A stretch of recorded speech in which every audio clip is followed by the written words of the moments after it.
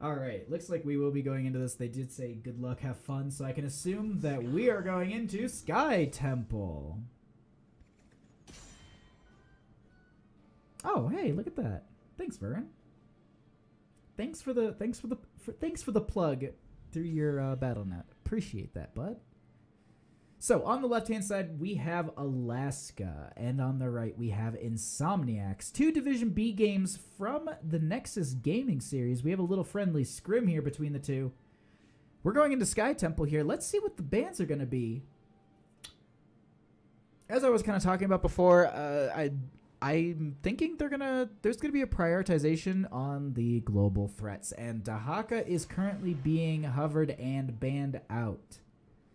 Now this is interesting because so far the draft is extremely open, and you know what? I didn't ask the teams is if they have any bans, just so I know to talk about it, because I don't know if teams are gonna be practicing on it yet, or if they're just gonna wait for a couple weeks just to figure it out themselves. I mean, it's like.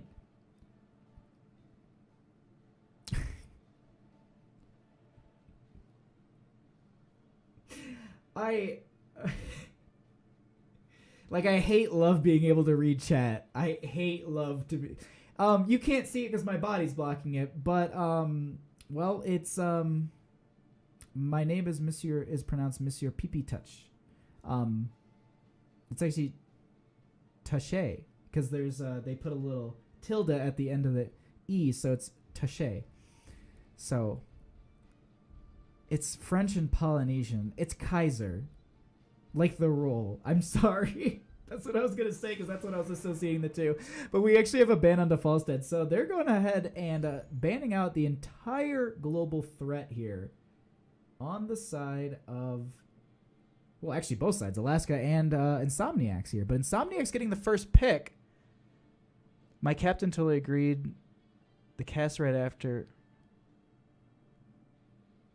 My captain totally agreed to the cast right after I.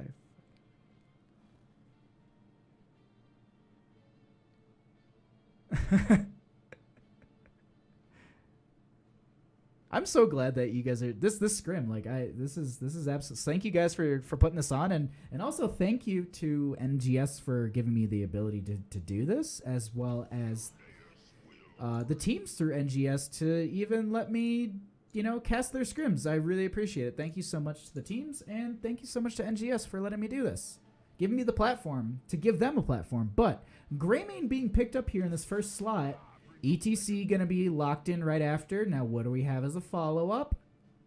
Stukov has been the priority. They have been going this ETC, Stukov, ETC, Rhaegar.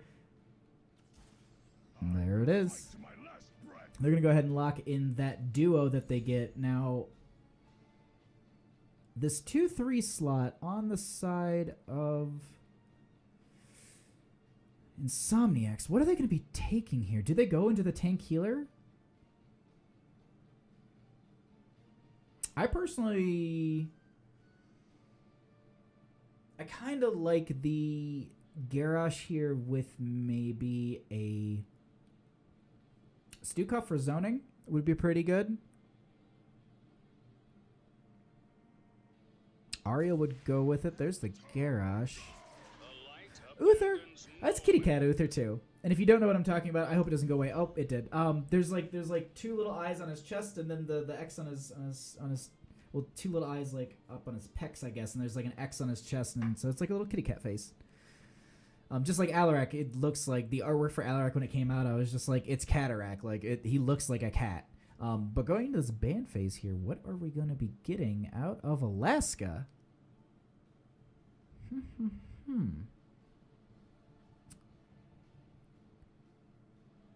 Looking at the draft of Insomniacs, they're going to need some range damage as well as probably still a solo laner. So somewhere in that range is where they would want to be looking. A Sonya ban wouldn't be bad here unless they're going to go into it themselves. Arthas is actually a pretty good option. Diva is is part of that composition that we could see. So maybe there would be a ban onto Diva actually. It's going to be Li Ming. Okay. They get rid of the poke damage and the resets. It's not a bad idea. That means that there's probably going to be a few members that Alaska deem a little bit on the squishy side.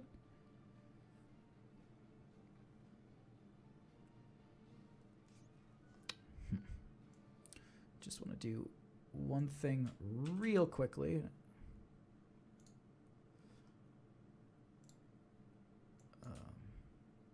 Oops.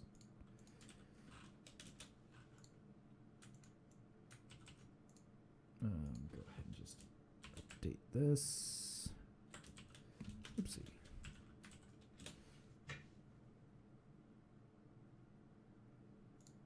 Okay, so looks like we're gonna go ahead and get Sonya Ban here, so they go ahead and they get rid of that solo laner. But what are they gonna grab on the side of Alaska here, though? I'm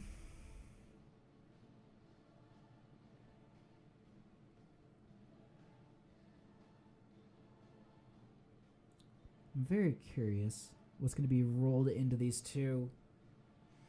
ETC Rhaegar. It's just such a good start that you can really go in any direction. I mean, like, personally, I think Alarak would be pretty good for the solo lane here. So picking up him and then maybe getting some range damage like a Lunara, the vision provided from her would be pretty good. But they're going to go to Jaina Malthael, actually. So they're going to get the solo lane from the Malthael, and they're going to get some burst as well as some wave clear.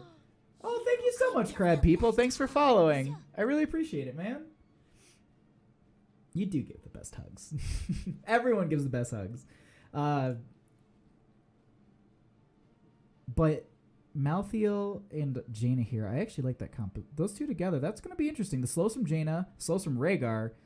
That's going to set up ETC for a pretty good mosh. Then you have the snow just dumping on top of them. Meanwhile, Malthael's just sitting there with Tormented Souls. So, what are they going to do on the side of Insomniacs to counter this? Some blinds wouldn't be a bad idea. If they go into a secondary tank, I would honestly say maybe go into a Joanna. You could technically hyper carry off the Grey main at that point. Maybe if you go into a secondary healer. Tassadar is available. So Joanna Tassadar, in my opinion, would be pretty good. It's going to be Kel'Thuzad, so I'm wrong. They get the mage damage from him, so there's going to be a lot of burst coming from them, from Insomniacs. And Vala as well. So they're going solo tank, solo healer, triple assassin. And a Medivh. And it's like the one hero I never see coming. And that, like, you know what? I need to study Medivh drafts a little bit more, because like those ones, like Cho'Gall comps, like those show, like you know, there's some things that are a little bit more standardized, like this, like they don't. Man, I actually really like the drafts out of both of these teams. I don't think I've honestly seen like solo tank, solo healer in a very long time. This is gonna be a very awesome. I'm pumped for this. But either way, on the left-hand side, we have Alaska with Rexpa on Jaina, Bubble This on ATC, Hedgie on Medivh, Sierras on Malthael, and Varen on the Rhaegar. On the right-hand side, we have Insomniacs with Kaiser on Greymane, VZ on Uther, Czar Salesman on Garrosh, Crab People on Kael'thas, and Crazy Ivan on Vala. Excuse me, I pronounced Greymane's name wrong. It's Monsieur Pipi Touché. So there you go. That's for you. You can have that one. But that's the only one you get.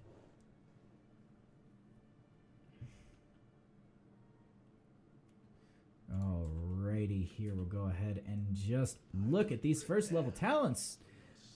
What are we going to be bringing into the battlefield here?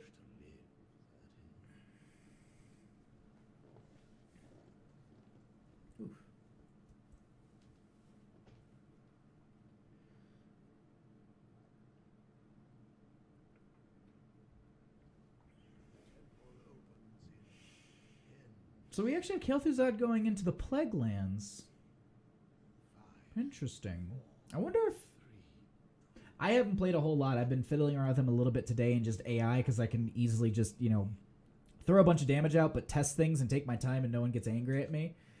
And I was just finding, I was like trying to figure out a build that works, because I'm not a big mage player, but definitely I've seen some people on him and it's terrifying. Either way, I've never seen this build come out. Maybe I probably have, honestly. But we'll keep a peek. We'll keep an eye on this. We'll see where it's going to go. Currently have INSOMNIACS just all in mid. Just playing extremely safe, not trying to show too much.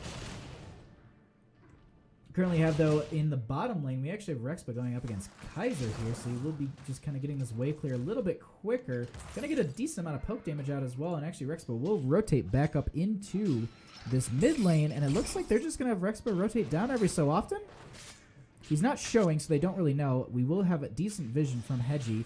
VZ and Crab People just staying in this lane. Now we do have Sar Salesman in the bush. Rexpa is going to come out here. Kaiser will get the dive onto him. There is the throw is actually onto a minion. There is the protect from the Medivh, and they will be able to make a disengage here. So no real kills, just a little bit of damage out from both teams. We do currently have the first shrines popping up here. Crab People trying to get onto bubble this. It will not connect.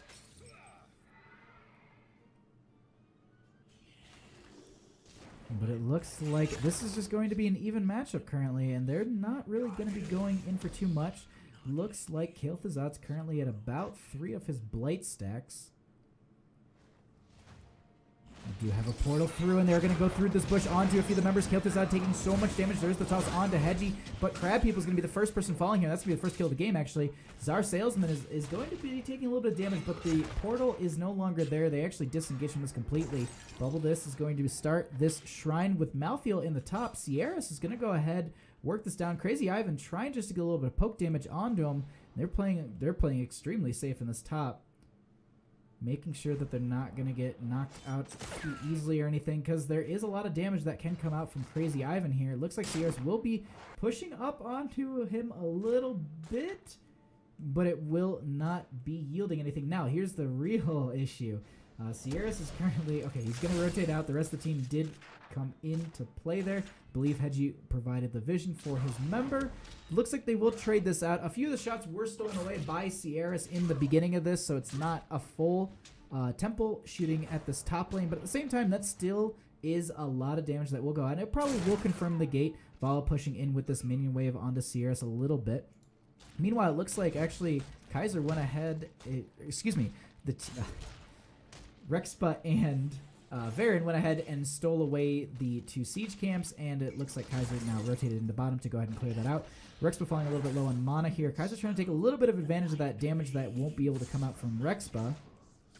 And we do have a little bit of a rotation happening in this top lane. There is a toss of chains onto bubble this, but there is no connection.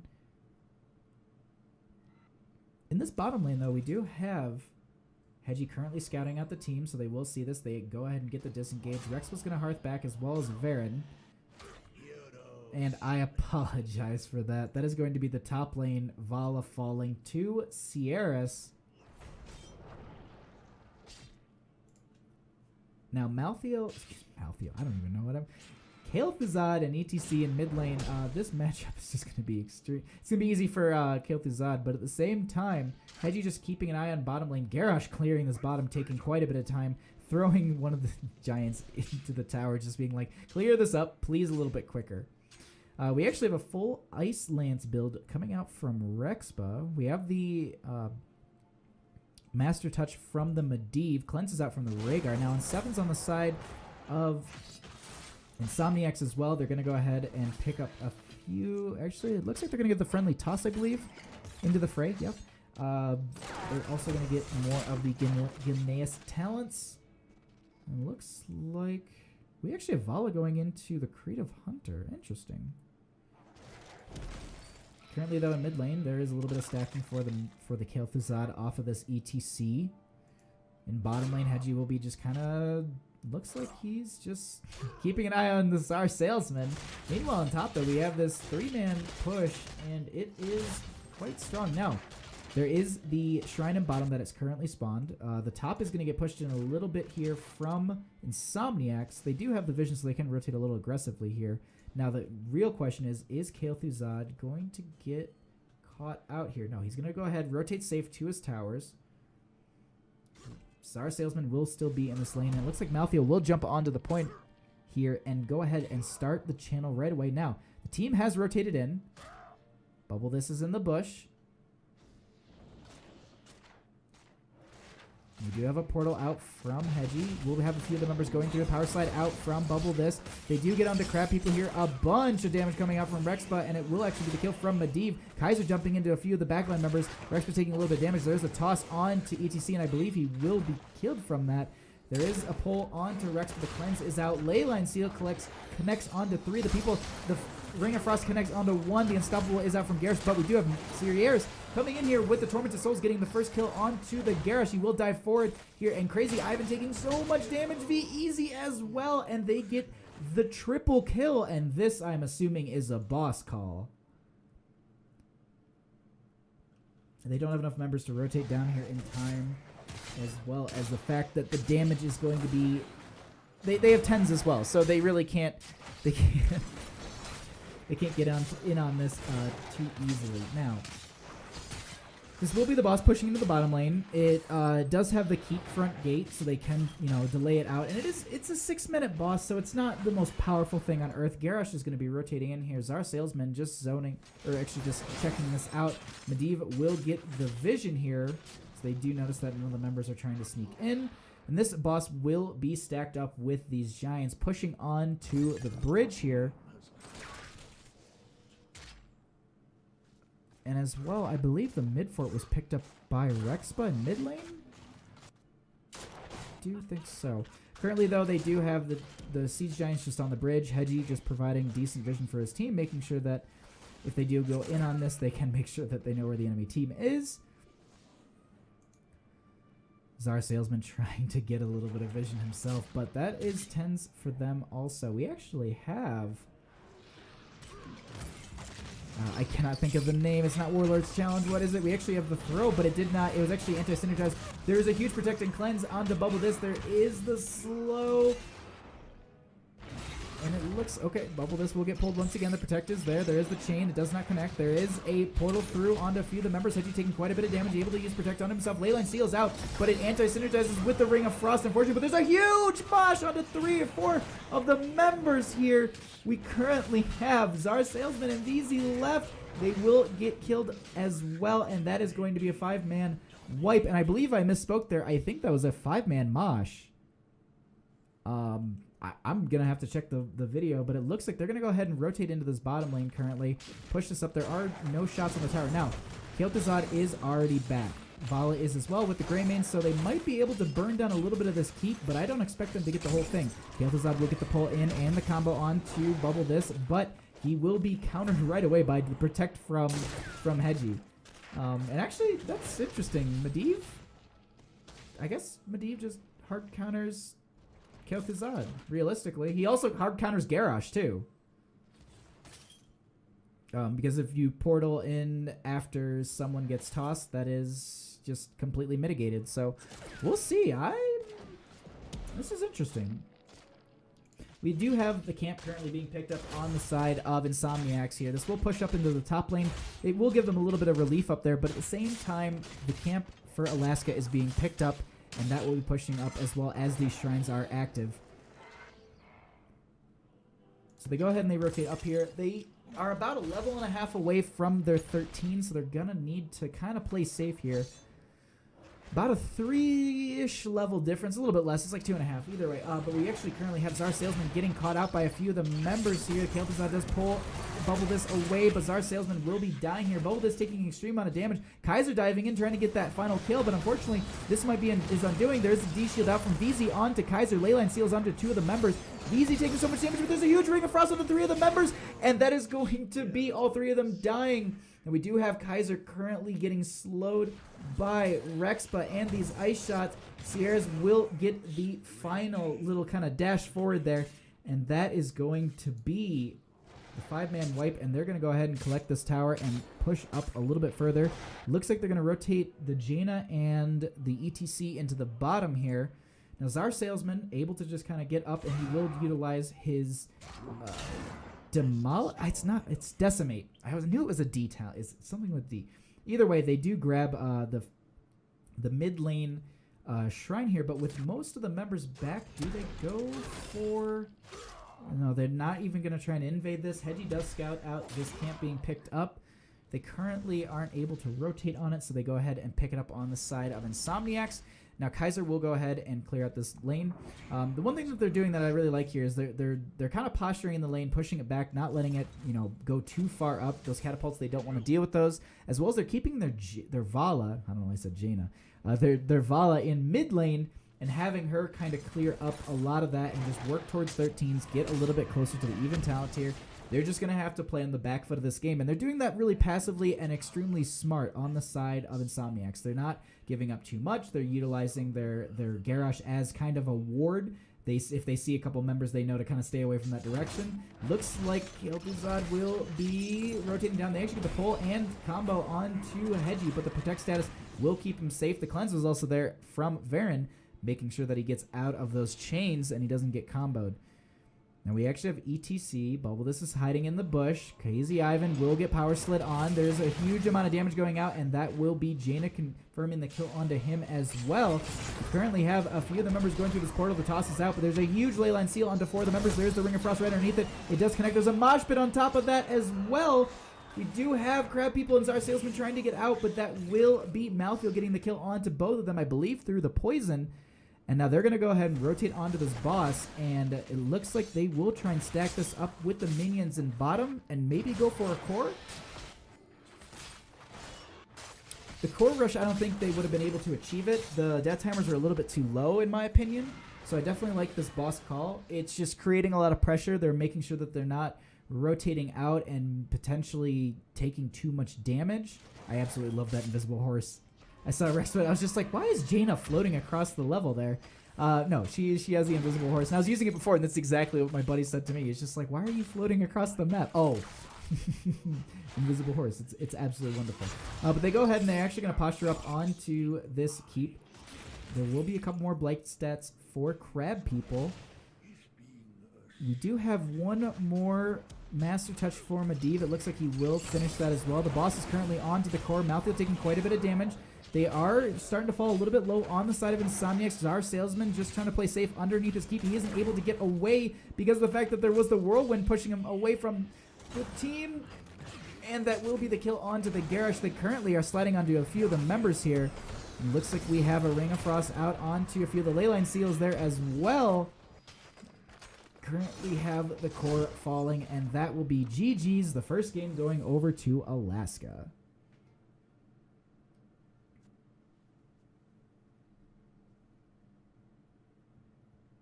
Alrighty, so while we set up the next lobby, we'll go ahead and take a peek at some of these talents and some of these damage and siege numbers. So right off the bat, I wonder if Jaina's back hurts like mine, because it looks like stat-wise she had carried that team. Now granted, they had one death, that was Bubble This. In comparison though, Kaiser as Greymane, just phenomenal sieging. Absolutely great solo lane. Jaina was utilized in more of a rotational manner, so I do see the difference in the numbers. But at the same time, Kaiser providing a lot of that essential experience and sieging. Now here, damage-wise, is the exact same thing, but we swapped them here. Almost a 10,000 difference. And then if we just look at XP contribution, it's... does it not do it by team? That's interesting. You can do everything by team but that. All right. Or by just solo people. Either way, we'll also take a peek at some of these talents here. Trying just to see. So the Kael'th is the Glacial Spike. So that's something we typically see. This one, I never take this one. And I should. I really should. Because I usually go for the armor, but I guess that's... No, I should go for the revive, realistically, at level 4. It's probably the best way to do it. Yeah. That's probably a way better idea. That would also give me a little bit more lane sustain, but we currently have an invite to the next lobby, so we'll go ahead and set that up. I am absolutely excited. I wonder where we're going to be going into next. Ooh, it's going to be Tomb of the Spider Queen, actually. I did not get enough water for a 2-hour block. We are only into our first game in this 2-hour scrim block.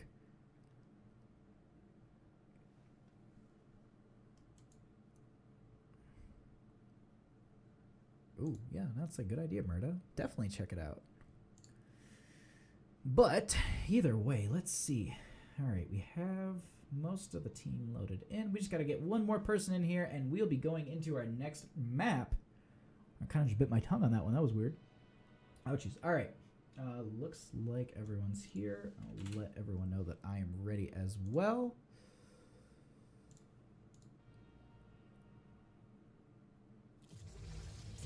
Okay, so we're going to go ahead and go into the draft. So on the left-hand side, we have Alaska here. And on the right, we have INSOMNIACS. Alaska with the first band, first pick. Team of the Spider Queen. What are they going to be going into? Wave clear is typically the prioritization on this, as well as a strong four-man, or as well as also a strong solo laner and bottom.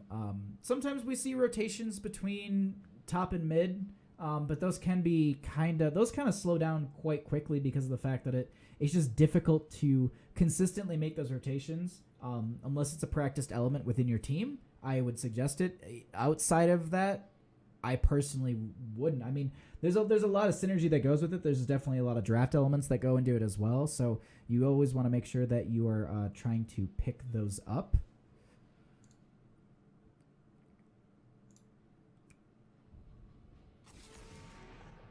But they're going to go ahead and get the Greymane ban here, and definitely solo lane, strong. The Greymane we saw from Kaiser last one was pretty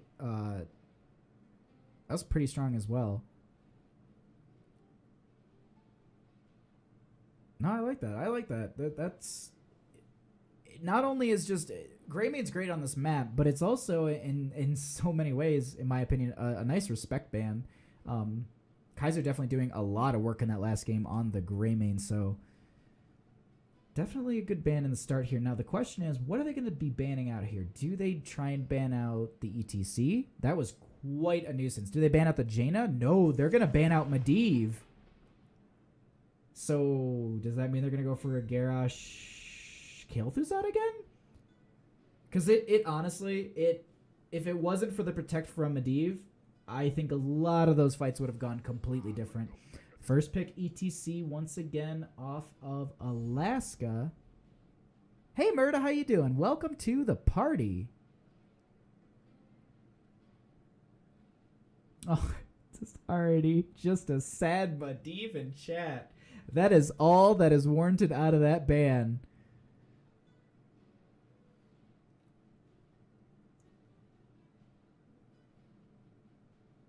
That is great. That is really good. Just so this first 1-2 slot on the side of INSOMNIACS. So there's kind of two ways to attack this draft, in my opinion. Jailbait 1-2-0. Ouch. I am sorry about that, Murda. Was watching Misplaced Salts versus Jailbaits. Oh, I thought you played Jailbait. My mistake. Good for Jailbait, though. Good on them for 2-0ing. So, I will... Okay, so what are we looking at here? We have a Joanna with a Kael'thas. So the thing that I was going to say is that you can kind of attack this in so many ways. And I like what they did here. They got a strong tank. They got the blinds that are going to be very beneficial for them, as well as the fact that they got a good wave clear on top of that.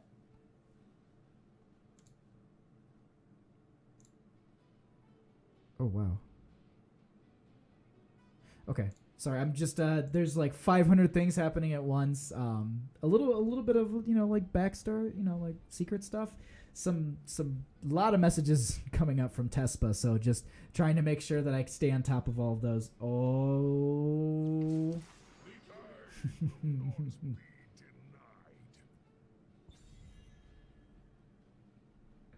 I just the story that's coming out. I'm sorry. I apologize. I'm gonna focus just on draft at this point. Stukov Gul'dan coming out from Alaska. I've been a big proponent for Stukov. I think pretty much in almost any draft setting that I talk at this point, I mention Stukov in some way, because a lot of the maps that we typically see here are a lot of maps where zoning is so important and it's such a key aspect of teams, and ETC Stukov is so powerful. Now, not to say that Kael'Thas Joanna isn't. the knockback you have from ETC, the silence you have from Stukov, it completely turns compositions around. You have a Kael'thas who's trying to get any sort of mage, any sort of damage out from the backline. If you put Stukov's silence in that backline, what's he gonna do? Auto attack? So it's just we actually have a Sonya ban here again.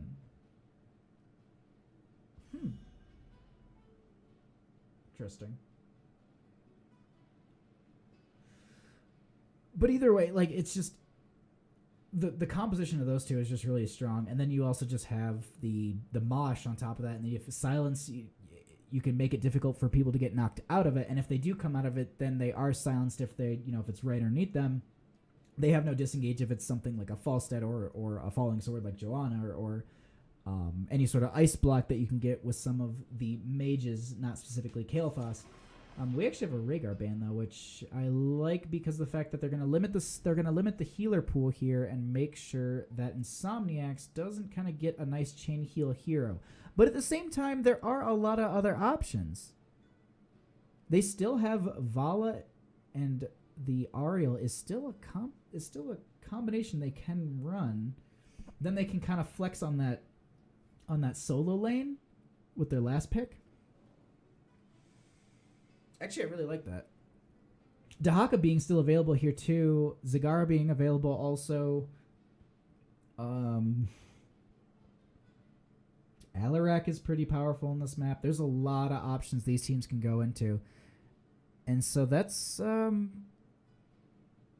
real question here. Like, so they need to lock down a healer. Lucio isn't a bad idea, actually, either. The AoE healing would be pretty powerful in the 4-man rotation. The Break It Down will be pretty helpful against Gul'dan. There's the Lucio. And then they're going into the Vala. Okay, so they're still going to hang on to that. Now, they can technically go into a double support composition here. The Vala and Ariel wouldn't be too horrible, but they don't have a solo laner at that point, and that would worry me. So definitely, they're going to solo support with the Lucio. They have to pick up something. They have to pick up like an Alarak or a Dahaka or a Zagara, which actually we could potentially see here on the side of Alaska. Zagara has been played on their side a little bit. We have seen it on Dragonshire. Alaska really loves Stukov, and I love Alaska. Thus, I love Stukov. Exactly, Murda. You got it. I'm thinking it's honestly going to be the Zagara with... They're going to need a little bit more of a front line. No, they can... No, they don't. They can go into the Alarak, I think. Nope, Genji. And Zagara, okay. Okay. I like the Genji here. That's going to be a real nuisance for the backline like Kael'thas. It's going to be a nuisance for the majority of that backline. Vala and Kael'thas are going to be focused quite a bit, probably. Now, this last slot, what are they going to take here? They need melee. And their front line isn't too beefy. I personally say maybe beef up your front line. Go for that solo lane, Arthas. Actually, would Dahaka counter the Zagara a little bit stronger? No, I think the art. I can't. I honestly can't just because there's no cleanse. There's currently no cleanse on the side of Alaska, so something like a Dahaka tongue wouldn't be bad. The isolation would be pretty powerful too. Please. Yes. Good job, Insomniacs. Thank you. Thank you for drafting what I would like you to draft.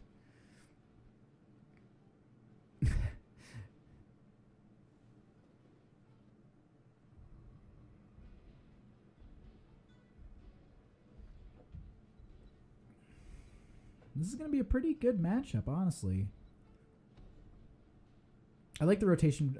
I like the Lucio for the rotations, honestly, as well as the Dahaka up against the Zagara. But the Gul'dan clear and that Genji backline, that's going to be something to deal with. On the left-hand side, we have Alaska with Rexpa on Gul'dan. Bubble this on ETC. Hedgie on Genji. Hedgie on Genji. There we go. Okay, it sounded weird for a second. I was like, no. You said it right. Sierras on Zagara and Varen on Stukov. On the right-hand side, we have Insomniacs with Czar Salesman on Joanna, Crab People on Kael'thas, VZ on Lucio, Crazy Ivan on Vala, and Kaiser on Dahaka.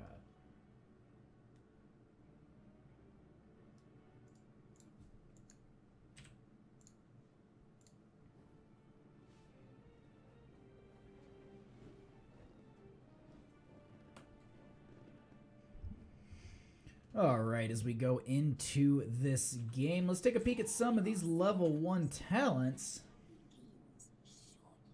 Gonna have the Agile Dismount from... That's correct, Agile... Swift is the wind, actually, excuse me. That's the other one, that's the purplish one, is Agile Dismount. But we have, it looks like the Baneling increase from Zagara, going for more of that push. Proc Rock from the ETC. What's the secret to beating Zagara? Dahaka. As I just looked over and I was like, oh, it's we're gonna actually have Dahaka in the top lane currently? Okay. So Zagara will start out in bottom. Sierras will be able to get a decent amount of vision with that. At the same time, we do have corruption stacks and proc rock from ETC and Gul'dan and ETC. We do have the regen globes from Kael'thas. And Dahaka will be going for the Brush Shocker talent here. Now, in bottom lane, we actually have Sierras getting bullied a little bit here by Kaiser, taking a little bit of damage right off the bat. But we do have Posturing currently in the mid lane. A little bit of a slide from ETC. The Chain Bomb going to go out, but it will not connect onto any of the members. The spread there for a second. I was a little... Oops, I apologize. Mouse is just a little bit off, though. So we currently have these rotations, as we can see, and they're doing these quite clean. They're doing the exact same, the exact thing that I always try to tell teams is that if you're going to do these rotations, clear the lane, rotate out. Clear the lane, rotate out. You don't fight. Don't even fight. You go in, you put all the gems onto your tank, and then you walk away. And actually, Bubble This is going to power slide through Czar Salesman, getting quite a bit of body blocking, but they actually disengage from that completely. Rotating to the top lane, they get the clear once again, and this rotation is getting just... They're completely just bullying the rotation.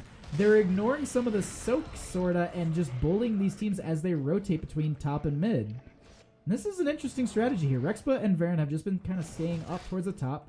Currently a Bubble This and Hedgie rotating around with the team as they're going up and down here, and Rexpa and Varen getting a little bit out, but they don't get caught out by the enemy team. Czar Salesman taking the majority of the damage here, making sure that... I have to compliment Insomniacs here. This is the thing that I really like to see. Not that he left that gem. Poor gem.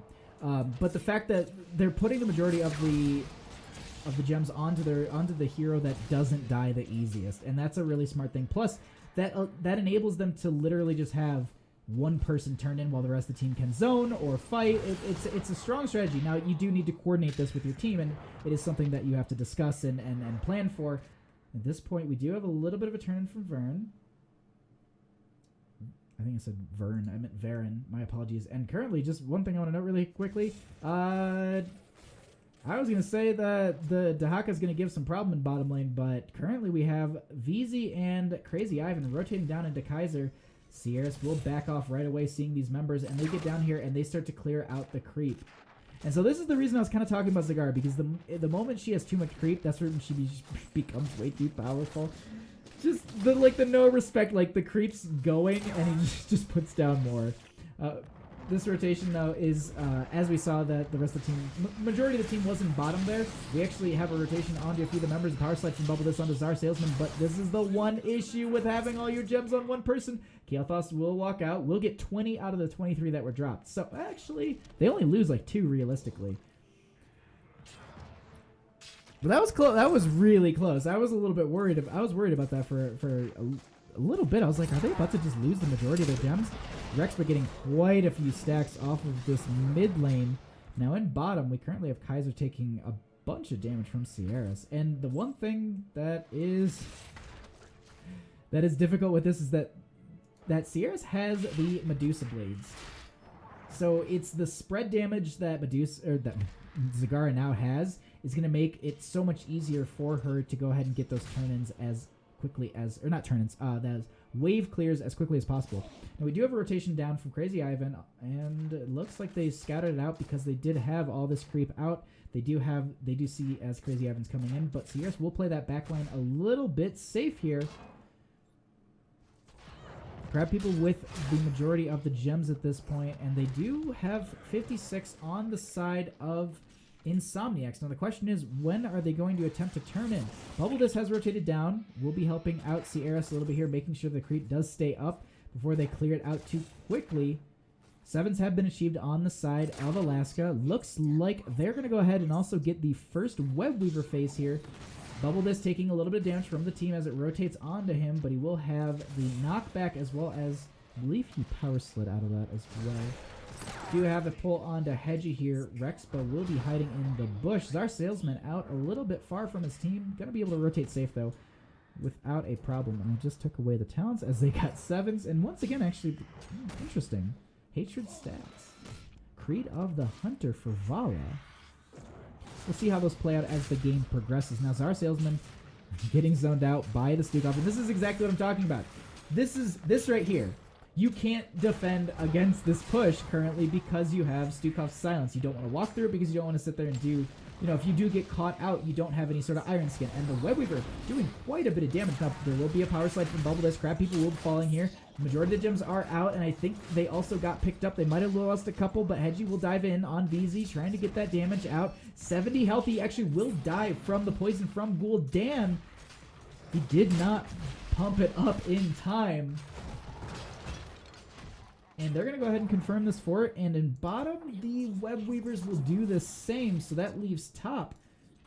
The strategic strong lane that you always want to keep, the safest is still the safest. Now they are going to rotate a little bit onto this and just kind of push this up. But Crab People, Crazy Ivan, and Czar Salesman will be here to start to get a bit of damage out. But Hedgie jumping onto Czar Salesman with those fan attack. Oh, but there is the pull onto Varen here. The Horrify is out onto the Dahaka. That is going to be 29 gems currently falling. They're going to zone these away. And what an impressive... It was worth the 80-second cooldown to pull the Dahaka away from the team. And with that, they're going to go ahead and just kind of prioritize this top lane, putting Zagara into the mid. Going to spread the creep as well as push out these lanes, get some gems here. And this is starting to just snowball a little bit on the side of Alaska. Definitely with the 2-level difference that they currently have. Looks like they're going to go for another turn, and I do believe they have enough. Top is pushed into the point where they have minions on the forts that will be Rexpa currently finishing his corruption stacks. We do have a little bit of an engagement here happening in mid. Bubble Disc will get the power slide out. The chain bomb won't connect onto any of the members.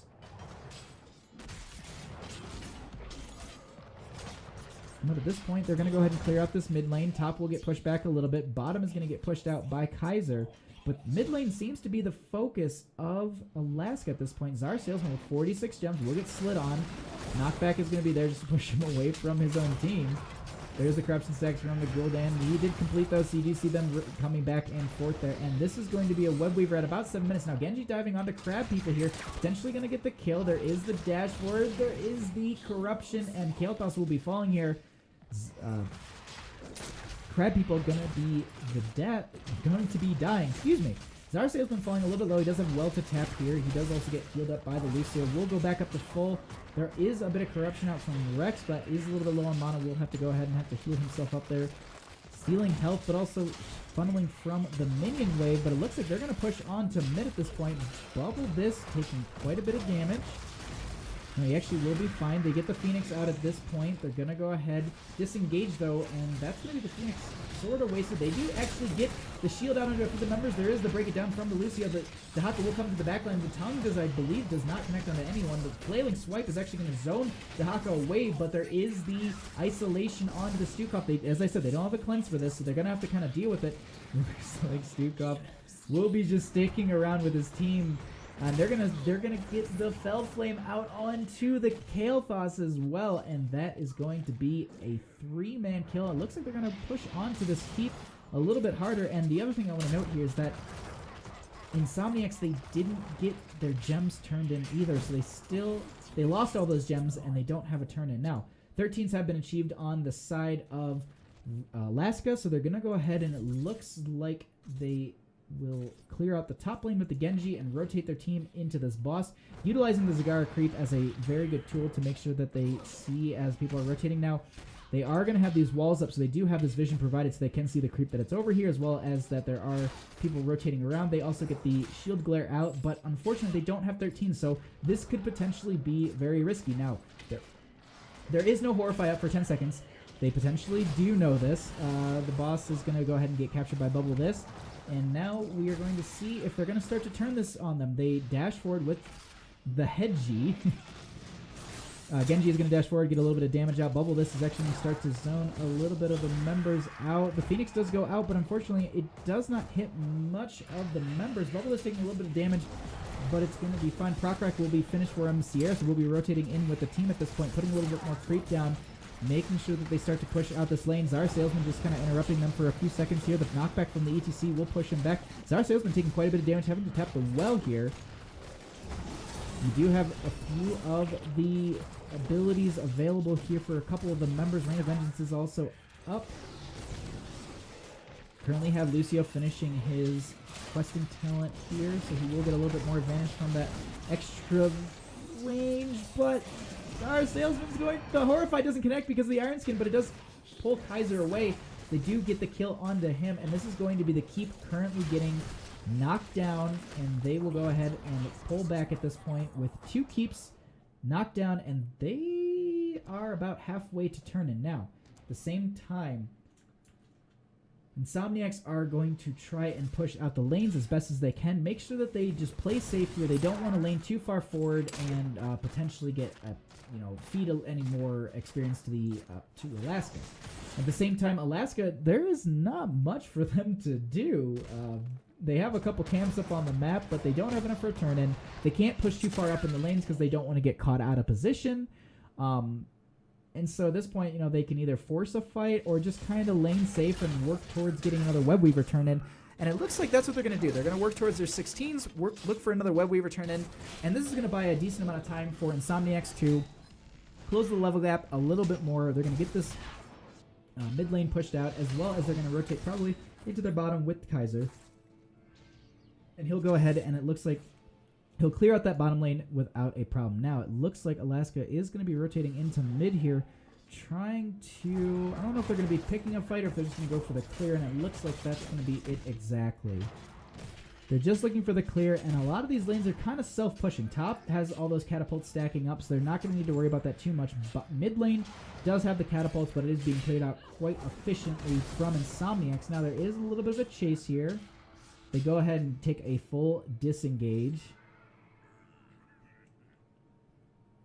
But this is what I was talking about in this top lane. This is definitely a lot for them to deal with. Now they currently are, it looks like they're chasing a few of the members out here. We do currently have a little bit of a bush party from Bubble This. Zara Salesman does get the shield. The shield glare is out, but Bubble This is going to stand still, so I wonder if... Okay. Kaiser going to see them rotating as well. Silence out from the Stukov, so it does zone a few of the members, and this is once again, this is what I'm talking about. People won't go through the gate because they don't want to take a risky move. They go into there, they potentially just get wrist power slided on and then just collapsed on from the enemy team. Now Zara Salesman coming out here, pulling a few of the members back. The Blessed Shield goes out into quite a few. There's the blind out, but ETC will slide in. That is going to be a huge 3-man mush. It is interrupted right away. Zara Salesman taking quite a bit of damage. The Horrify does go out, but Lucio did get the break it down at the last second. Now there is this Phoenix that they're just fighting inside of. There is the isolation onto Genji. He will have to back off. He did use his Dragon Blade right at the start there, so that will be kind of mitigated at this point. They lose the Joanna and the Dahaka, and it looks like they're just going to kind of poke at this keep. Power slide is out on to Crab People. Gul'dan getting quite a bit of damage out onto him. Meanwhile, though, the benefit that Alaska currently has is the fact that these lanes are naturally pushing out in top and mid. And they already, as we can see, we've got minions in mid on core and minions from top lane on core. And this looks like bottom lane is going to be doing the exact same thing quite soon. They actually have 54 gems on the side of Alaska. The curious thing is, okay, so they have had he actually confirmed the keep. No one's actually turned on him at this point. They focus on everyone. He gets the dash out. There's actually a power slide in from ETC. There is no Mosh available yet. You do have Zar Salesman kind of heckling the Genji here.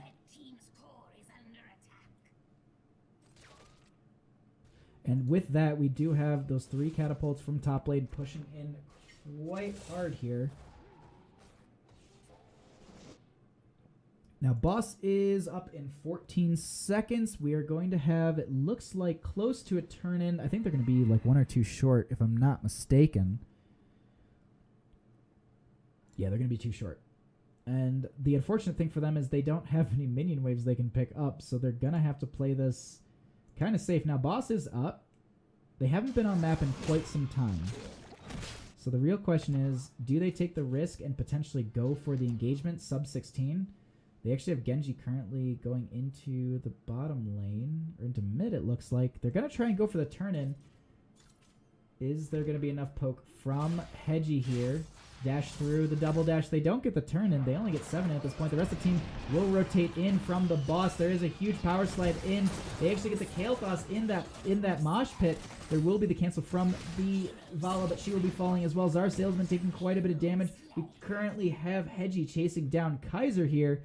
GG is already called from Crab People as they start to march onto the core. Arrow there, and they get the kill. So it looks like this will be the core falling. The second game going over to Alaska. GG, well played.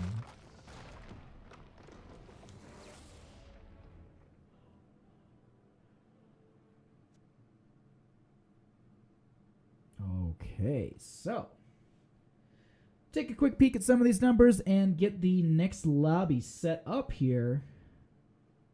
Cool Dan. Not a single death that game from Alaska, and just 136,000 sieging damage. The numbers that came out from this game are just absolutely terrifying. I mean, the clear that this is, and often when I talk about draft on this map, like I often talk about how good Gul'dan is here, and the wave clear that he has, the corruption stacks into the late game. I mean, you saw, what was it? Kael'thas got hit by 1 corruption after it being fully stacked in the late game, and it took like half his health bar just went yellow. And that's absolutely terrifying. I do not want to ever deal with that. So, whew. That is a terrifying hero that just ran around that map the entire time, just throwing out poison constantly.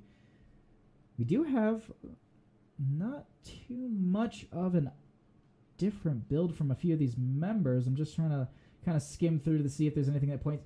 So the one thing that Crazy Ivan's build is interesting to me, because usually, okay, the Hot Pursuit, you typically see that. That's but Creed of the Hunter.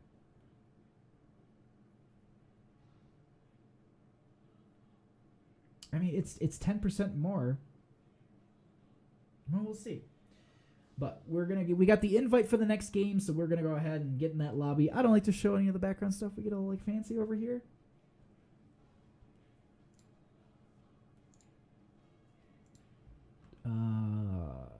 Okay, so it looks like we're just gonna wait on a few of the members to get in here.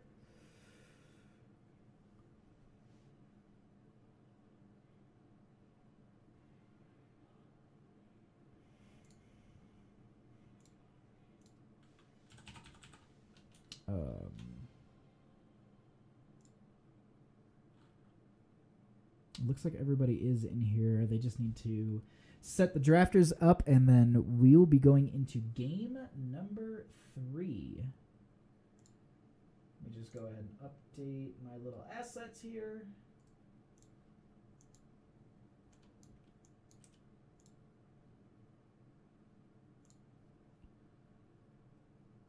Okay.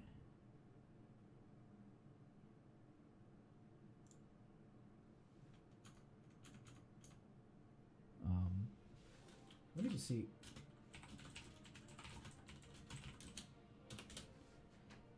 I'm just gonna see. I'm just gonna see if I can get like a whole glass of water. I'm just gonna sprint to the other room and see if I can just fill it. All right, I'm gonna be right back. Please stay tuned. Ooh. There we go.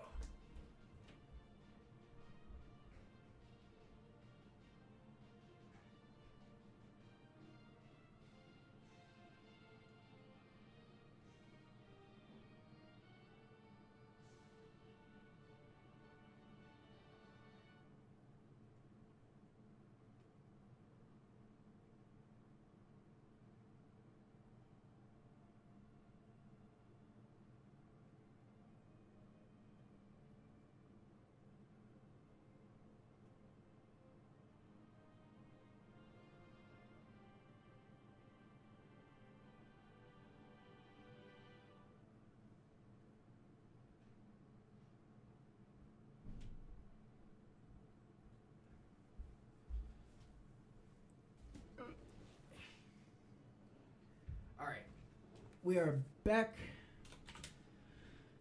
Okay, I am gonna let them know that I'm ready.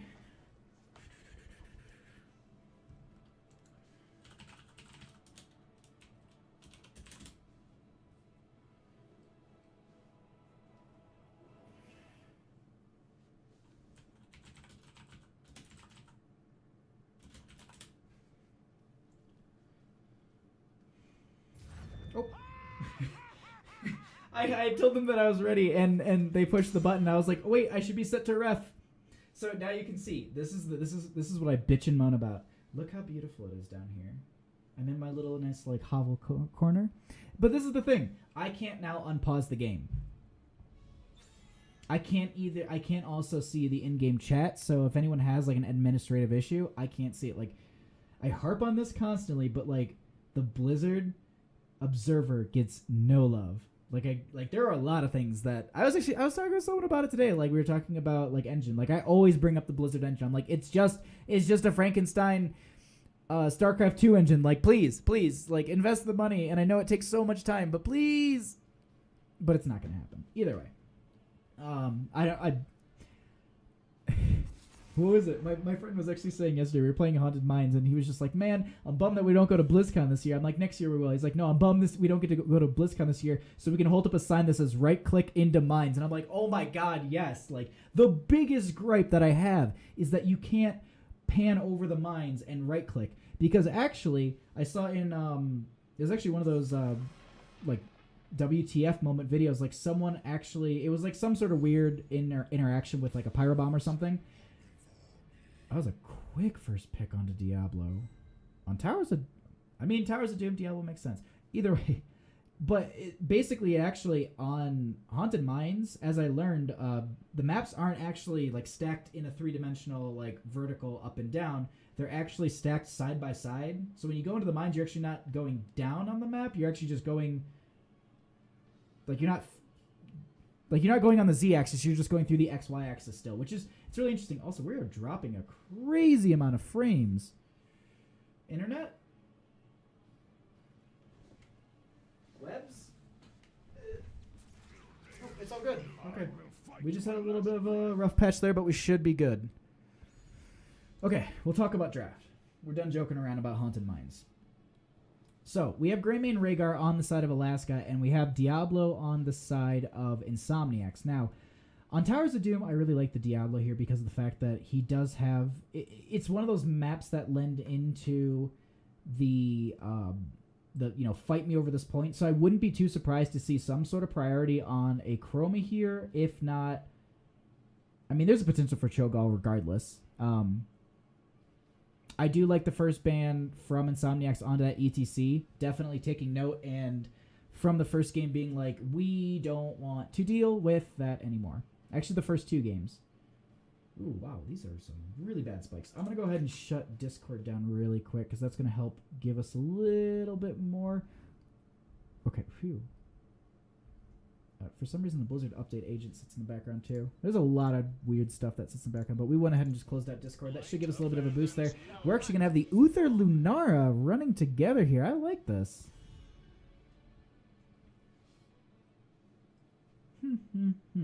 Now, ban-wise, what are we going to be looking at here?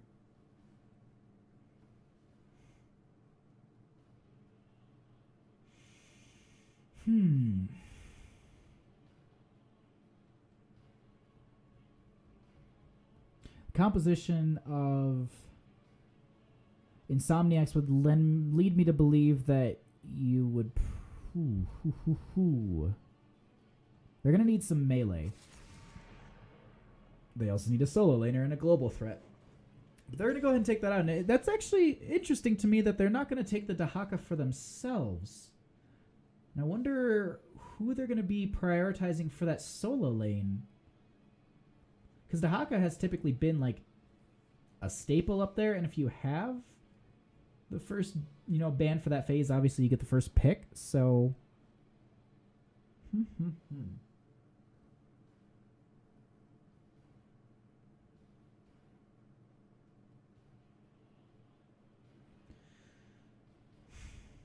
I'm just trying to figure, like, their draft is so open-ended at this point. There isn't really a direction. Like, they're banning out tanks on the side of Alaska, so it really is... It's a little bit of a mind game, too.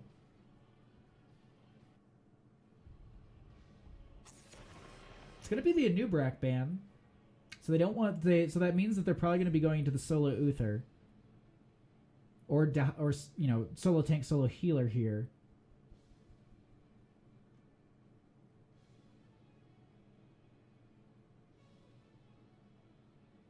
I don't think they're going to do it. I don't think they're going to Cho'Gall. No. It's going to be the Abathur Tyrael. Okay. Abathur is really good on this map, and Tyrael is extremely... Like, Tyrael and Diablo are good on maps like this and Infernal Shrines and Brax's Holdout. A lot of maps... Dragonshire as well. Like, there's a lot of maps that Diablo does so well on, and Tyrael does the exact same. Like, for example, like Cursed Hollow. Like, the main, like, I wouldn't say like the main reason, but a high reason, in my opinion, that you would pick the Tyrael here is because of the fact that you want the... God, my brain is just like pulling farts on all the talents right now. But you're going to want the Holy Ground at 16. And Sanctification on top of that, especially on a map like Towers of Doom where you have that boss where that is a threat, I expect a Falstead here. Falstead or Illidan.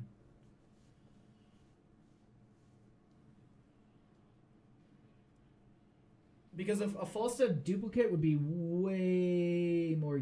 It's going to be so useful. Gust Control is going to be really good. He can solo up against... If he needs to solo, he can. He will have a little bit of probably... Whoever's solo laning will have the, a little bit of help from Abathur. It's going to be Malthael again. Okay.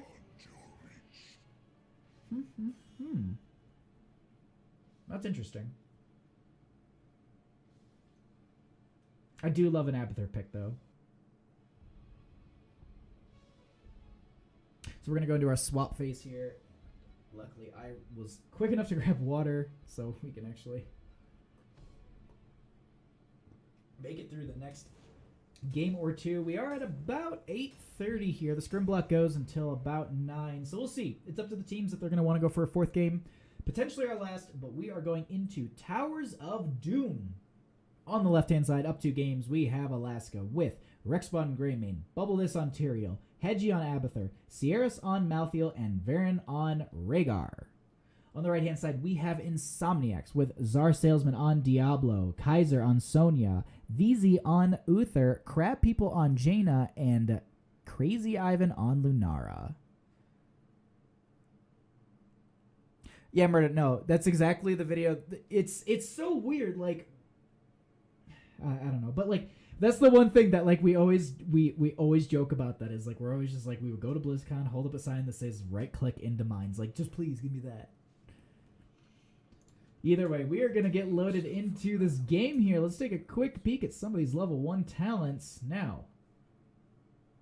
We actually have so we have Devil's Due from Diablo and the Purge Evil from Tyrael.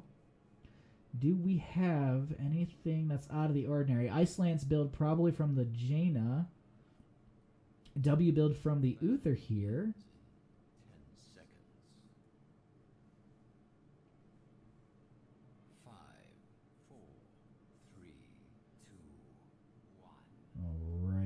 do have the cocktail build out from Greymane.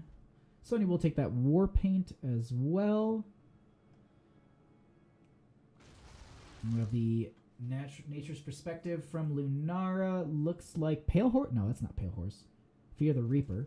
Pale Horse, I think, is a different artwork, but it's same colors, very similar. Yeah, but they're still holding out on first. Whoa, ooh, mines. This is an interesting. I'm assuming mine build from Hedgie on this map. Currently, I have Rexpa going into bottom lane up against Crab People. In the top lane, we're going to have the Sonya up against Sierras, and this should be an overall win for Sierras. Early game is going to be maybe a little bit difficult for him. Maybe actually a little bit harder for Kaiser. But either way. Currently in mid, we have Crazy Ivan versus Bubble Disc, but he does have the After Hat, so that is a little bit of extra damage going out on him. Now we do have a little bit of a rotation here from a few of the members of INSOMNIACS. They're gonna go ahead and just back off on Alaska here. They're not gonna try and push too hard.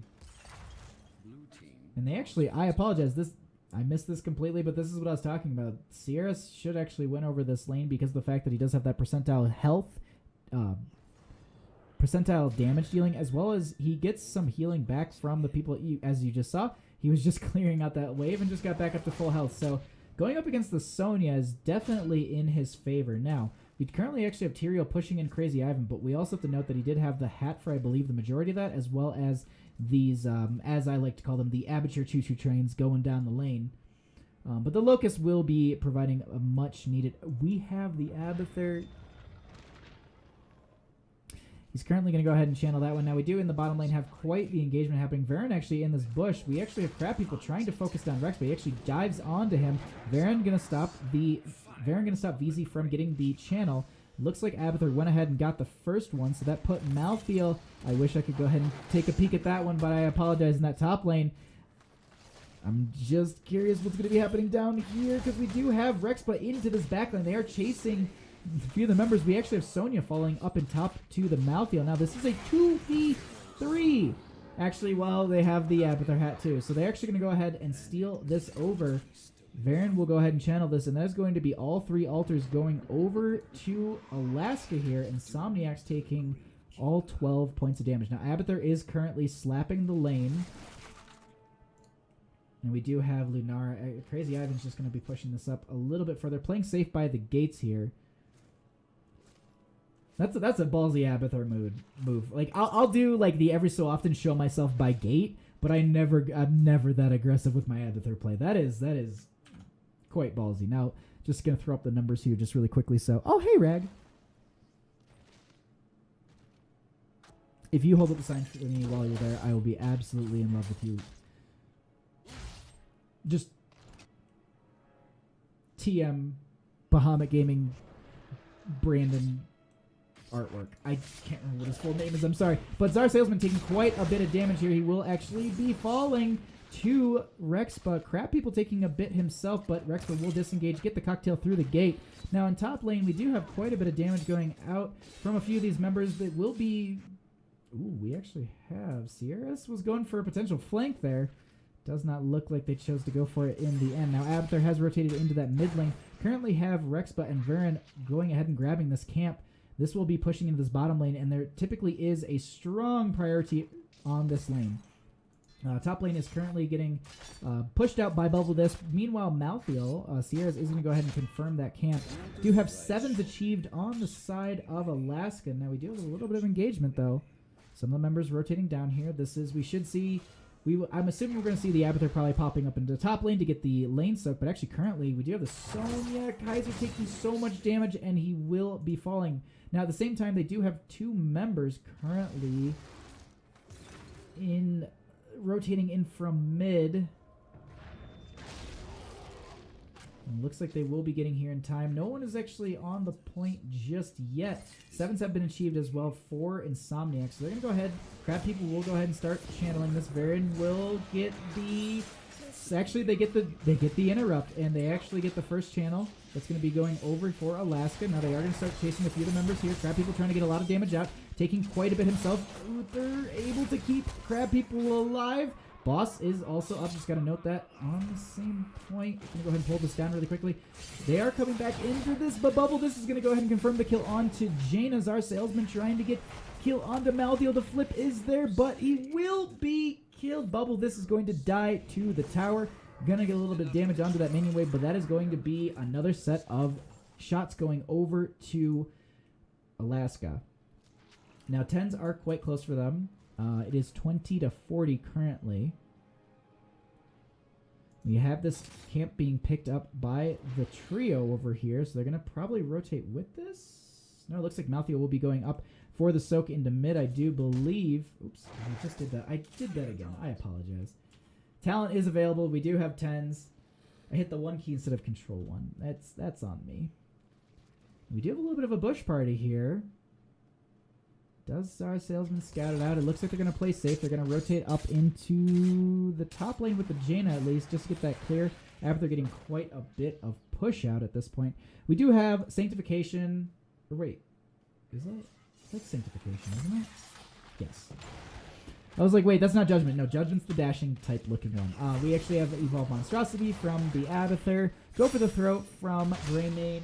Tormented Souls from the Malthael, and Ancestral Healing from Rhaegar. Now, at the same time, this top lane has been nabbed by INSOMNIACS here, and they're going to go ahead and push this out, open this up a little bit. They are going to see Hedgie there behind the gate. Unfortunately, I don't think Kaiser had the chain pull, but Sierras is going to rotate onto Kaiser here. We do have a dive into the back line. We're going to go ahead and just pull out, see all of this. We have a Ring of Frost that does not connect, unfortunately, into anybody. It was dodged. We currently actually have a little bit of a 1v1 between Sierras and Kaiser, but that will be Abathur the Slug kill stealing from Sierras. Now it looks like they're going to rotate Abathur into position for this capture, so it looks like they'll go ahead and also posture their entire team. Lunar are going to use the Wisp to see this out. They do see that the entire team is there. Tyr will get his... There is the...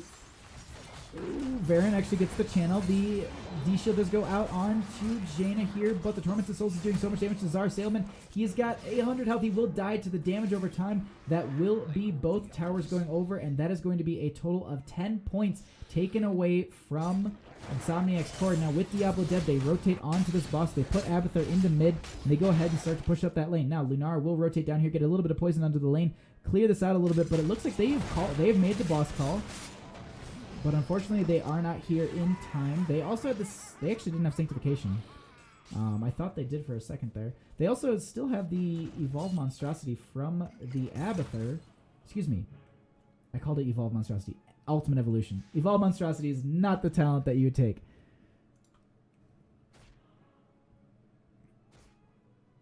So it looks like, though, we do have this camp being picked up. They're going to go ahead and rotate into bottom lane, and looks like they're going to prioritize this lane. Try and get these 3 shots in. Now, Abathur is currently on top, pushing that out a little bit with his Locust. Body soaking that as well, just to keep them up in experience, making sure that he counteracts the Lunara. She does scout the opposing side with the Wisp, just to make sure that no one's there. She will rotate in with her team. They are going to have a decent amount of poke damage, so they will burn out these Pumpkin Sappers quite quickly. But at the same time, the one thing we want to note here is they are buying a lot of time for Abathur just to kind of stack up that top lane. They go ahead and get the disengage, and this is the thing that I was talking about. They're going to go ahead and... This is going to get stacked up quite quickly. They get the minion wave pushing into the fort. Abathur will body soak this right here, so he's going to have those Locusts pushing into that lane as well. And we currently have this top fort just falling so... I was going to say quickly, but the minion wave is here, and it's also getting cleared out. Now, at the same time, this is a solo altar.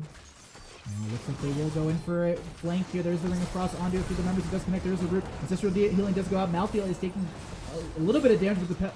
Tormented Souls is out into so many of the members. They just keep... They're so low. Uther, Joa. Oh my god.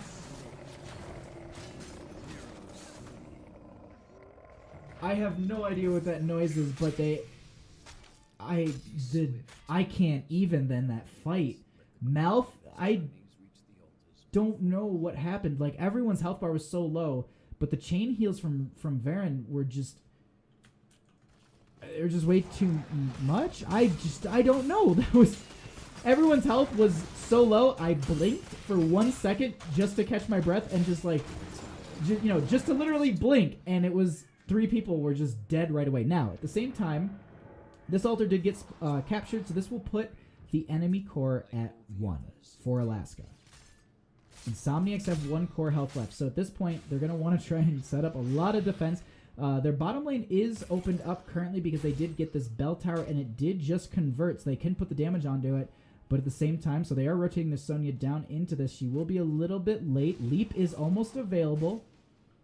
But they're going to want to try and burn this down before they get 1 in. Now, Kaiser is taking a bit of damage as he's rotating in. The Leap is available. They're going to try and get out of here. Diablo is going to get the Ring of Frost. The Sanctification is there. Kaiser is trying to get the damage out onto them, but he's taking so much himself. Sorry, Salesman. They do actually get, though there's 1 Pumpkin Zapper left, they get the toss, and Abatur will get both of those kills. Diablo will have the souls to come right back, but they defend this. They defend it. The one thing I want to check, 1 minute 48. So they have until the next altar. Or if this camp goes in. Whew, this is currently a... This is a hard place to be in. It looks like they do have the chance to kind of clear out this tower, but with the rotation that came in last time, that huge flank, they definitely are playing extremely safe on the side of Insomniacs. Now here once again we do have Rexpa and Sierra, so it looks like they are already picking for danger over in that corner. They're already backing off. We're going to go ahead and pull down the stats right here because this is going to be a triple altar phase with Pumpkin Sappers. And, okay, it looks like they're going to leave. Okay, they leave the entire bottom lane. Looks like they'll convert this bell tower over. But at this point, Insomniacs will... They need to dedicate people. This bottom tower, I think, was a little bit of a... Not a wasted call, but they definitely could have rotated people in time because the fact that they currently have Rhaegar and... Malthael in position at 2 of these towers. They don't have anyone to rotate there in time. I don't think they'll be able to get the poke. It looks like the GGs are already called out, and that is going to be the 3rd game going over to Alaska. GG, well played. We actually have Greymane following right at the end there. I apologize for not catching that. But GG, well played. The 2nd game going over, or excuse me, the 3rd game going over to Alaska.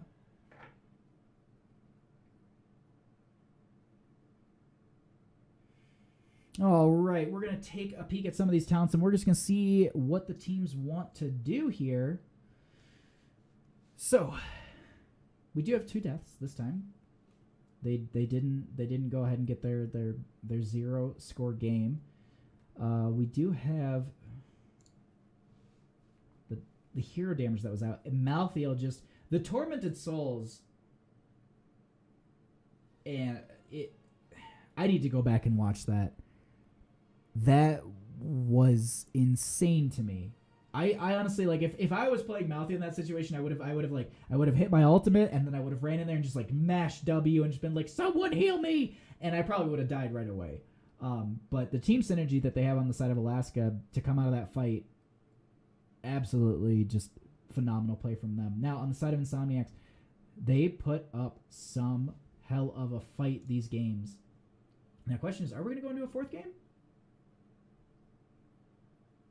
That's the real question here. We'll see. I'll see if I get a lobby invite soon. Either way, I hope we go into a 4th game. I'm absolutely enjoying these. Crab people putting up so much siege damage that entire game. Outdoing Abathur there. But unfortunately, just they could not catch a break from the push that was constantly coming out from Hedgie in this game.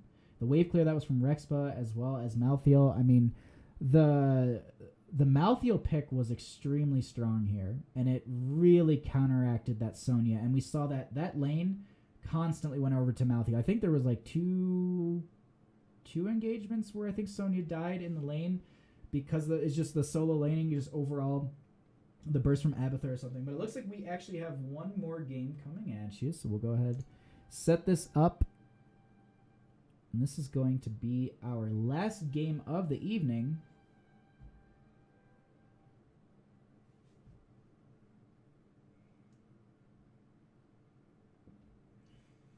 Actually, with that, I'm going to get... Yeah. I'll stay here. I'll stay here with you guys. 40-0, Murda. That was quite an insane game, to be honest. Just really quickly. Just want to check stuff really quickly. Okay. Cool. All right. Looks like we have all the members in here. Let them know that I'm currently ready. All right. And it looks like we will get ready to go into our final game of this evening on Dragonshire.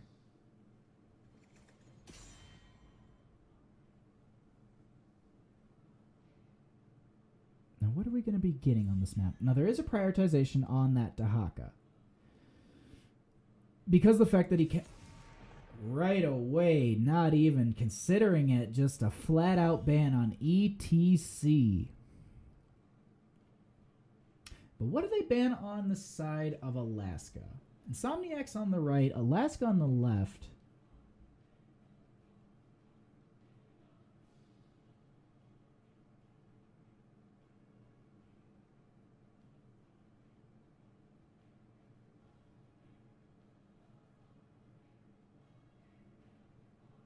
What's the ban going to be here? We have seen a lot of Dahaka ban from these two teams, so I wouldn't be too surprised to see that. But this is Dragonshire. Nope. I was going to say, this is Dragonshire, the last game between these two. Maybe they'll try something interesting or go for a little crazy thing. Nope. They're just going to go ahead, ban out that Dahaka. And first pick Falstead. Ooh, wow. All right. We're going to go into a first pick Falstead. I like that. Insomniac's going ahead and just nailing down that global threat so they can at least rotate around the map, as well as make sure that they have a key player for the Dragonite. What do they go into on this 1-2 slot from Alaska?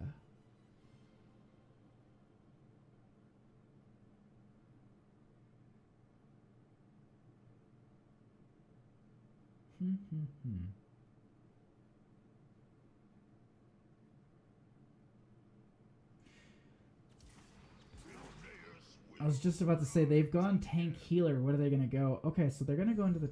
They're gonna go Greymane Garrosh here. It's a strong composition to start out the match. Garrosh is actually really good on this map for the displacement as well. Greymane having good wave clear, so we can see him in that top lane solo if needed. Now we go into these last two picks before the ban phase here.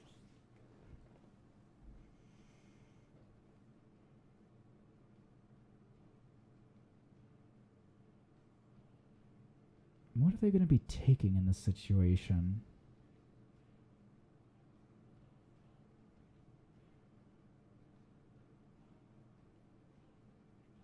Honestly, I think if they went into a Stukov with Joanna wouldn't be a bad idea. Well, no, because Rhaegar's not bad. I like Rhaegar. What do you take with that? Malthael, actually. Okay. Interesting. So they're going to go ahead and actually steal away two of the main, a couple of the main heroes that we actually see on the side of Alaska typically. So Insomniac's just definitely locking down some good heroes right at the start. They got a really strong solo laner. They've got a good global threat, and they've got a phenomenal healer. They're gonna ban out the Arthas here, and I actually really like that on the side of Alaska. Arthas really rounds out that composition. The lockdown would benefit them so much. It would really work well with the Rhaegar slows as well. And they're gonna ban out the Uther here, and that's actually interesting because I don't think I've ever seen a Uther game from Alaska. Now, this 3-4 slot. Okay, I can't even have it's going to be Stukov. Okay. I was like, what healer are you going to take? And I'm thinking it's Stukov, but they're not going to change it up. Now, what do they take with that?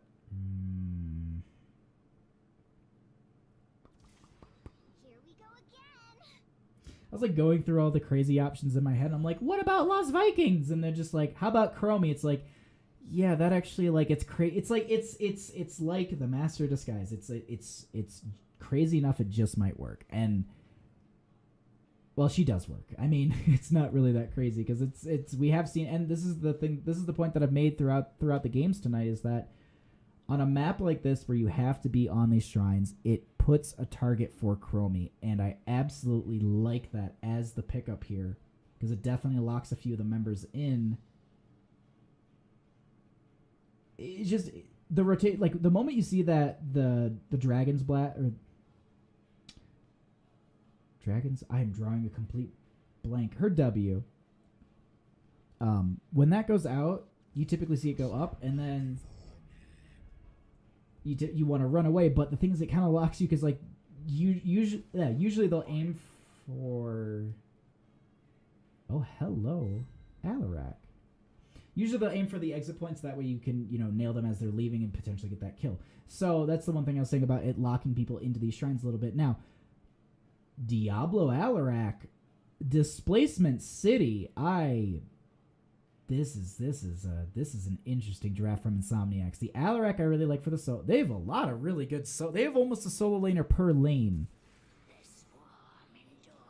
And this is going to be Zagara for the rotations, the top lane, as well as just the overall pressure on the map. I mean, we've seen Sierra's Zagara on Dragonshire before, and it is strong.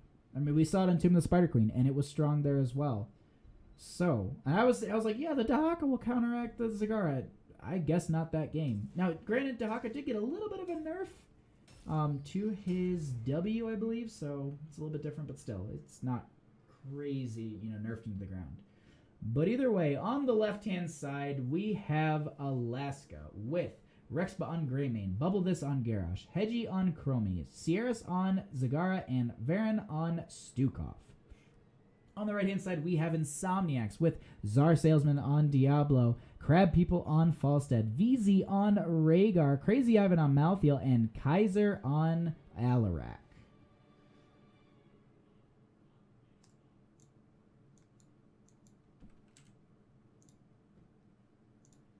Okay, so updated the team score. I forgot to do that before the last game, but here we go into game number 4, Dragonshire. Now it looks like Falstead will be going into the season marksman stacks here. We will have Zagara going to the Banelings. It looks like Time Walker's Pursuit for Chromie. Toss Talon at Unrivaled Strength at level 1 for Garrosh. We do have Devil's Due for Diablo. Nothing too crazy here. A lot of just kind of sustained power from Alarak. Okay. We actually have Death's Reach for Malthael instead of Fear the Reaper as we saw last game. Let's see how that affects the game here. But either way, we are going here. Czar Salesman going to take the first Chromie Blast. A little bit of a time track coming out close to the gate in case they do get that chase out. Now we do currently have Sierras. Ooh, there is the Diablo charge in, but there's a ton of damage going out onto Czar Salesman, and he will be the first kill of the game. They blew up that demon so quickly. And that's exactly the power I was talking about Stukov. There was no disengage from Diablo. He had no abilities to use. There was no Fire Stomp. There was no charge out. There was no overpower for the repositioning because he was sitting there and he had no... he just had no abilities to use because he was silenced. Now, we currently have Sierras going up against Crab People in the top lane. We have Falstead versus Zagara. Now, in bottom, we currently have Bubble This. Actually, there's a toss on the Kaiser here from Bubble This. There's the pull onto Chromie as well. The telekinesis is kind of pushing out of place. There is a Sandblast that is going to go out as well. Kaiser trying to get into his backline, getting a little bit of damage on a few people. Maybe even getting a telekinesis, trying to pull them out of place. Sustained power going out from him. That lightning shock. They're going to rotate up into mid and potentially go for a pick onto Rexpa. No, it looks like they're going to try and go ahead and do these mid to bottom rotations. And this is the thing I'm talking about. They tried it, I think, and they missed out, I think, on a whole wave. Now, Czar Salesman is going to be fronting a little bit of this damage. Kaiser's going to go in, and actually the charge in will anti-synergize with the telekinesis. Hedgie taking quite a bit of damage from Czar Salesman. The silence is out, and Bubble This will be able to kind of body block a little bit. There's going to be a little bit of zoning from Vern at this point. But at this they're trying to find an in at here, and looks like there's a toss on to Czar Salesman. There's another throw and pull, and he will be falling to Hedgie here. Now, there is the sandblast out. It does not connect onto any of the members in mid lane. Currently have Rexpa going up against Crazy Ivan, trying to get a little bit of that flank position onto Rexpa here. And does not look like it will be working out. We do have Kaiser falling a little bit low. Will get hit by the school bus that is Stukov. Pull in on VZ from Garrosh. And looks like they don't have the toss with it. Now, Crab People will go ahead and looks like he's going to go and grab this top shrine. We'll delay them a little bit here. Malthea was in mid lane, currently delaying Rexpa quite a bit. So Crazy Ivan just kind of doing exactly what he needs to do, just buying time for his team to go ahead and get that camp. And we do have a little bit of an engagement happening in bottom. Currently there is Czar Salesman just taking quite a bit of damage.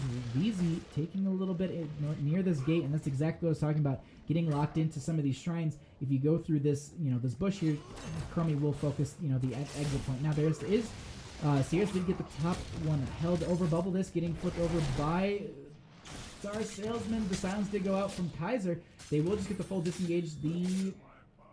There is a time trap as well. Pull in onto Kaiser. Unfortunately, there is no toss on top of that. The silence will be there as well. Hedgie trying to put a lot of damage in that backline. Bubble is going to throw Kaiser out, and he will be falling. So that will be this bottom lane being held over by INSOMNIACS at this point. They're going to go ahead and push up a little bit here. They don't have their tanks, so they can play a little aggressive. Actually, they're going to rotate into mid at this point. Looks like they're going to go ahead and really try and chase Rexpa out of here and try and get this first Dragon Knight as quickly as possible. But unfortunately, it looks like Sears does not want to give this over to Crab People, and they're going to be actually getting the changeover, and it looks like Alaska will hold this for the time being. Now, they do have Kaiser rotating into top lane, but he is showing on the creep, so Sears does know to kind of rotate back and play safe. They aren't able to capture the Dragon Knight just yet, but the majority of their team has been in the bottom lane, just kind of pushing this up. It's honestly been a stalemate in this bottom lane. They've gotten a few kills here and there onto Czar Salesman, just juking those out, but it looks like they actually went ahead and Rexpa got the channel onto the Dragon Knight in mid. They're going to go ahead and pick this up at about 4 minutes, and they're going to start working on this mid lane. Now, this pulls Malthea into that mid. They actually get the kill on Diablo. He did not have enough souls. They start to work down this lane, make sure that they start to push into this fort, because bottom and mid are the lanes that you want to... Wow, a ton of damage going on onto Rexpa and the Dragon Knight there.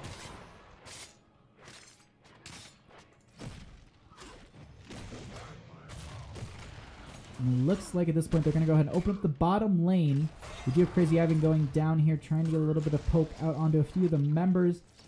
Unfortunately, it's not going to yield them anything because of the fact that he can't dive in. Now, Kaiser has cleared up quite a bit of creep in this top lane. Looks like they're rotating a few of their solo laners around. They're going to put Kaiser in top up against Zagara. It looks like they're going to keep Crab People with Crazy Ivan in this mid lane for now. Now, we do have Rex, but currently he's going to be able to dodge out all of that damage. Now, in bottom, we do have Czar Salesman going into this backline, trying to get onto Hedgie here.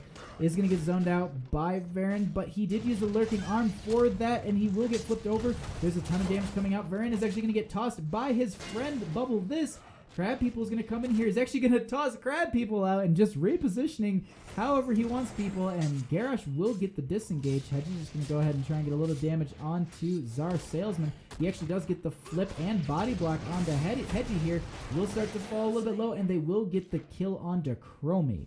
Now in top lane, we just want to note that there is Kaiser still staying up here up against Zagara, and it looks like Sierras has been able to spread his creep around once again. He's starting to push Kaiser back a little bit here. He does have the sustained power, which will give him a little bit of healing, which will be beneficial. But at the same time, this lane is currently just being held over by Zagara. Bottom lane did get the Merc camp picked up, and they're going to go ahead and rotate into the lane. And actually, I apologize, Alarak died to Zagara, I believe. Maybe it was a stray Baneling he didn't expect or something. Falstad will fly up into top to make sure that the soak is not missed. They want to make sure that they get to 10s before the next Dragon Knight phase starts, which should be quite soon, to be honest. Rexpa going ahead and stealing away this hard camp. We'll go ahead and start to just kind of burn down this lane a little bit here. Now, this Bruiser camp is also going to be stolen away by Sierras. In bottom lane, this Bruiser camp is going to go ahead... Siege camp is going to go ahead and get cleared out. And it looks like they're just going to dedicate the 3-man in bottom just to that. They do have Rexpa and Sierra. Sierra will just dump into one of the Nexus networks. I wouldn't be too surprised to see her pop up in the top lane. Actually, gonna go, it looks like there's gonna be a little bit of engagement in this bottom currently, and there's a huge taunt onto a few of the members. Ancestral Healing does hit up Crazy Ivan. The Tormented Soul's getting a bunch of damage onto a few of the members. Our Salesman getting a huge stun onto a few of the members. They actually get the kill on to Stukov, but they get the counter kill on to Alarak there. So that will be a 2-for-1 trade. Now, that was the healer for a tank assassin. They go ahead and capture over bottom. It looks like Sierras will get top as well. They position Rexpa into mid lane to clear, and it looks like there are the pings for defense already. Rexpa looks like he will be clearing this out, but he does not have the time to get onto the point. There is the slow from Rhaegar as well. Crazy Ivan trying to get a little bit of damage onto Rexpa. The dive wasn't there. I think they could have actually got that. If they dove a little bit further, they might have gotten that. Now, there is a combo out from Hedgie onto VZ. Will take a little bit of damage. There is a toss onto Kaiser. Is a little bit out of position, trying to body block, but there is the taunt and... oh, the time trap actually not working out. They get the kill on to Alarak there. VZ is going to be dying as well. Now, top was captured by Crab people, so they do delay out this potential Dragonite. Rexpa will be currently hearthing back for mana, it looks like, and then they're going to rotate a few members into this bottom, open this up a little bit. Looks like they'll utilize their Chromie for probably that Dragon's Breath. Yeah, she'll rotate through the wave, get the Dragon's Breath onto the keep, or the fort. Now Sierra's getting flanked here, but at the same time, he does have the vision from the creep, so he does see that the Diablo is walking around, and he can just kind of be like, all right, well... the overpower range just caught me so off guard, and they actually get the gust as well. It looks like Sierras will be falling at this point, but he gets the kill onto Falstad at the same time, and that's going to be a lot of damage actually dying on the side of Insomniacs. But at the same time, they do lose their Cigar, so there is not a lot of lane push in top. They don't need to worry about that. They rotate their Diablo into mid for Insomniacs, and they potentially go for a fight here. Our Salesman does have the overpower, as well as the... okay. I was wondering if he was... it looks like... I thought he was going to get the overpower into the Shadow Charge and just try and put something out of place. The mid-air lock, but actually Rexpa rotating into top lane, getting that. Actually, there's a flight in from Crab People, taking half his health right away. There is the toss onto Baron. The Ancestral Healing does connect. We actually have Rexpa currently rotating into the lane. Gonna dive onto the back line. We're gonna have Falstad dying here. There's the telekinesis onto him. Silence is there as well, but there's the silence from Baron. There's a huge disengage roll away from Rexpa. And it looks like there is the charge onto Hedgie at this point. Currently, though, we do have Crazy Ivan taking quite a bit of damage. We do have a chase around the corner. Varen coming in here, able to heal up a few of his members, but that will be the Malthael falling to Hedgie. We currently have Sierras grabbing the Dragonite, and this is going to be a 10-minute Dragonite, 15s to 12, and they get the Diablo kill right at the end, and that actually procs all of his souls, so he will be back, but he has no souls, so he has to play a little bit safer at this point. Now, bottom lane is getting pushed in quite a bit. They have a lot of stacked up minions here, as well as the camp. We're going to go ahead, and it looks like they'll just kind of open this up a little bit more. Maybe even go for the keep. Sierras does have almost a full health Dragonite. They get the kick onto Kaiser. He goes nowhere. We start to just hit this keep. The damage is out from Falstad here. Tosses on to the Diablo. He does land and does get the Shadow Charge away from Chromie Time Sam.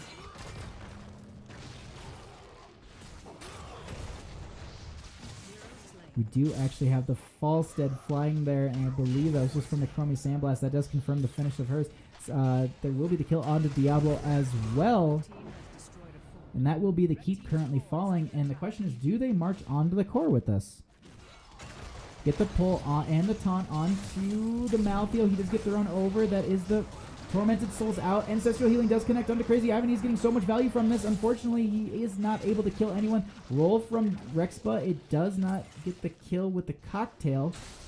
And it looks like they will take the disengage at this point. The lanes have been getting kind of stacked up in favor of Insomniacs. This mid lane looking pretty good. This top lane looking really good. But Sierras will get the rotation through the Nexus network. And not even the towers will get a couple shots off here. Now mid might lose a little bit here. They do have the full shots. And it looks like they actually steal away this camp in the meantime. Well, the rest of the team is rotating in here, and they're going to go ahead and do the exact same thing in this bottom lane, grabbing this camp as well. And I wouldn't be too surprised to see them, after they push up this lane in top, going and grabbing this camp over here, as well as the siege camp. And it looks like that's what they're going to do. Hedgie might start that. They just need Garrosh to tank the damage. But a few of the members are, it looks like they're a little worried because of the fact that the camp over here was picked up. They don't see the rotations from the team. So without seeing where they are, they don't want to kind of take a too aggressive of a stance anywhere. Just checking really quickly. Oh, I wish it showed. It doesn't show how many they're stacked over, but I can just check really quick. We are at 65 stacks so far. Nazar Salesman taking quite a bit of damage. Dive in from Rexpa, and they get the kill, and there are no souls currently, so they do not have their Diablo for the next 30 seconds. Now, top lane is getting pressured quite hard. The shrines have also popped as well. The thing I'm curious is, are they going to take this fort? Looks like Alaska's unsure of what they're going to be doing. They take the fort, so they go for the call in mid. Slowing stands are out. Looks like INSOMNIACS got the fort in top. They go ahead and have that. They leave that camp. It looks like they'll probably Hearth out of lane, so they don't really show. But Alaska has to know that this Hearth is coming. The other thing that we need to consider here is that 16s are achieved on the side of Alaska, and INSOMNIACS don't have 16s yet. They need to play this a little bit safe. They are the talent tier down. Top lane will be grabbed by Rhaegar at the last second as he goes ahead and utilizes the Hearth. Kirby will get a little bit of damage onto Czar Salesman. Rexpa Hearthing back at this point. Gonna clear out that top lane. Looks like Sierras will be just spreading more creep around the map. We'll be meeting up with Rexpa, I believe, in the top here to clear up. Or he will be going... No, it looks like he will be going for the camp. Going to create a little bit of pressure into that top lane. Now, this bottom is getting 4-man currently. Bubble this is going to go ahead, and it looks like he potentially gets the pull and toss onto the Diablo. He does get the Shadow Charge out. Gus does disengage and saves Czar Salesman from a potential death here. Now, we currently have Rexpa in the top lane. They will trade these over, and it looks like it's just going to be an even trade back and forth. 20s are quite close, but at the same time, they do have 16s on the side of INSOMNIACS. So, at this point, they dedicate pretty much their entire team into this bottom lane for a huge push.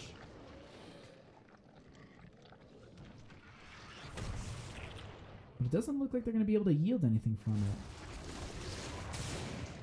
They're currently just getting a lot of poke damage out on the side of Alaska. They get 20s. We currently have a potential throw onto the faucet. He has no barrel roll at this point because he was just completely locked down. Warlord challenge onto the Malthael, but he actually utilizing the reach from... Oh, the Ancestral does not connect onto Diablo. They get the throw forward onto Sierras to chase down a few of these members, and it looks like they are currently chasing them down into the core. Dragonoid is available. They can take it if they need it, but it looks like they're going to go ahead and finish out this game. They actually get 2 people stunned out there for a quick second. VZ taking a little bit of damage, getting pulled back into the slow. Greymane will dive in. Rexpa getting that kill, and it looks like they are going to all in on this core. Catapults have arrived from mid and bottom, and looks like the GGs are called out from Crab People. The 4th game going over to Alaska. GG, well played.